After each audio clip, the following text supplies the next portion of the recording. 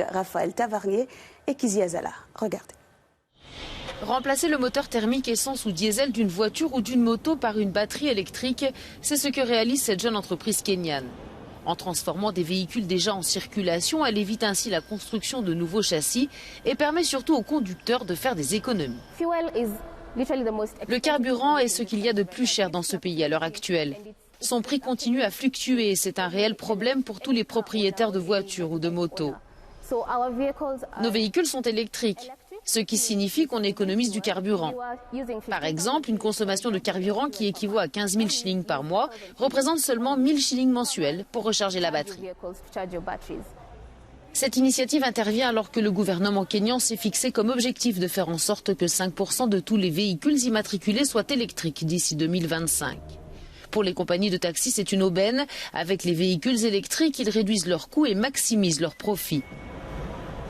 Depuis qu'elle a opté pour un véhicule de ce type, Winnie, par exemple, voit réellement la différence, d'autant qu'elle est chauffeur de taxi et propose ses services dans toute la ville de Nairobi. Avant de commencer à conduire ce véhicule électrique, j'avais une voiture à essence. En une journée, je pouvais gagner environ 3 000 shillings kenyans et 80% de cette somme était consacrée à l'entretien et au carburant. Avec ce véhicule électrique, je gagne plus d'argent, environ 3 500 shillings kenyans par jour. Et tout cet argent va réellement dans ma poche. Autre avantage, qui dit électricité dit absence de fumée et donc protection de l'environnement. Et au Kenya, ce type de voiture n'est pas réservé aux villes. Dans la réserve nationale du Masai Mara, par exemple, c'est désormais à bord de véhicules électriques que se déroulent les safaris. Et enfin, à l'extrême nord du Cameroun, les jeunes ont décidé de rester dans leur village et faire de la production de l'oignon leur activité principale. Dans les villages de Waza, Doublé ou encore Makilangai, l'oignon est la principale activité et la production peut atteindre 300 000 tonnes par an. Un reportage sur place de notre correspondant Joël Kwam. Au Cameroun, dans la région de l'extrême nord, les jeunes ont décidé de rester dans leur village afin de faire de la production de l'oignon leur activité principale. C'est en fonction des moyens de chacun. En général, ça prend 4 mois pour produire ces oignons.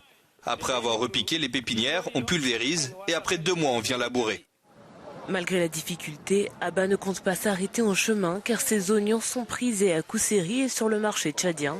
À Doublé, la culture demeure encore très archaïque car ici les producteurs ne disposent pas assez de moyens. Ici, tout se fait à la main. Ici là, c'est notre habitude. C'est pour cela que nous sommes là ici. Tu vois tous nos jeunes qui sont ici calés au village. C'est parce que c'est les oignons qui nous ont gardés ici. Sinon on peut voyager.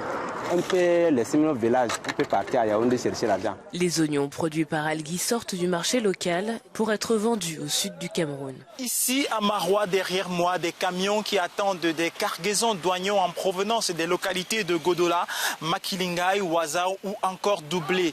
Une production dans la région de l'extrême nord estimée à plus de 300 000 tonnes, ce qui fait d'elle la principale région productrice d'oignons au Cameroun. Des oignons qui seront destinés justement au marché local, notamment les villes de Douala, Yaoundé, Bafoussam, Bertois et au marché international, notamment avec le Tchad, la RCA, le Gabon, la Guinée équatoriale et d'autres pays d'Afrique de l'Ouest. Depuis Maroua pour Africa News Télévision, je suis Joël Honoré Kwam. Merci de votre fidélité à ce numéro de Business Africa. Restez sur nos antennes. L'actualité continue pour vous en français et en anglais. Téléchargez notre application en français et en anglais. Je suis Ruth Lago. On se dit à très vite.